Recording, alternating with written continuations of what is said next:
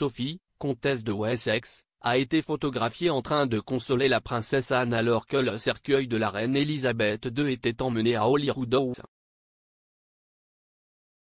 Le cercueil de Sa Majesté a quitté le château de Balmoral dimanche à 11 h et a été conduit au palais de Holyrood House. La princesse Anne et Sophie, la comtesse de Wessex, ont toutes deux été vues au palais alors que le cercueil de la reine y était introduit. Anne se tenait près de la passerelle pendant que le cercueil de sa mère était transporté, après avoir accompagné le corbillard lors de son voyage de 6 heures à travers Aberdeen, Dundee et Perth. Dans des images déchirantes, on voit Sophie soutenir Anne avec une main douce sur le dos de la princesse royale. Le corps de la reine reposera désormais à Holyrood House pour la soirée, où les membres de la maison royale pourront lui rendre hommage en privé. Le palais de Holyrood House est la résidence de la monarchie britannique dans la capitale écossaise d'Édimbourg, l'arrivée de la reine suscitant d'énormes acclamations alors que le cercueil était lentement conduit le long du Royal Mile.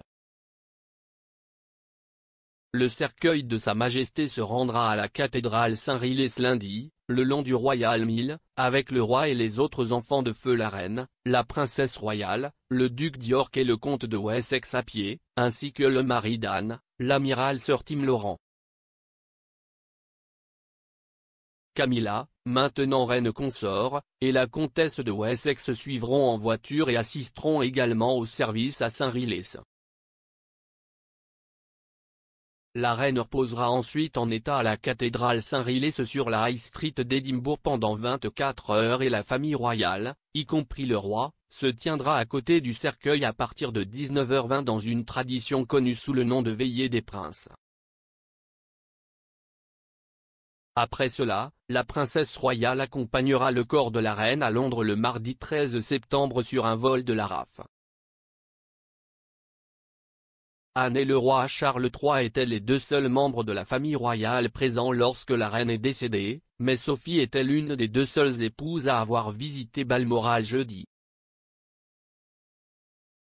Cela vient après que l'auteur Christina Lembe a expliqué pourquoi l'amitié de Sophie avec la reine était si forte. Elle a déclaré que la famille royale s'était liée d'intérêt pour l'histoire militaire passant des heures à examiner des documents anciens dans les archives royales du château de Windsor. Madame Lembe a également affirmé que la chaleur mutuelle de leur relation était aidée par la proximité car la famille Wessex vivait à un peu plus de 10 miles du château de Windsor à Bagshot Park. L'auteur a déclaré, pendant la pandémie, lorsque les restrictions ont été partiellement levées, Sophie est allée se promener régulièrement avec la reine dans le Windsor Great Park, en particulier après la mort du prince Philippe lorsqu'elle est devenue son rocher.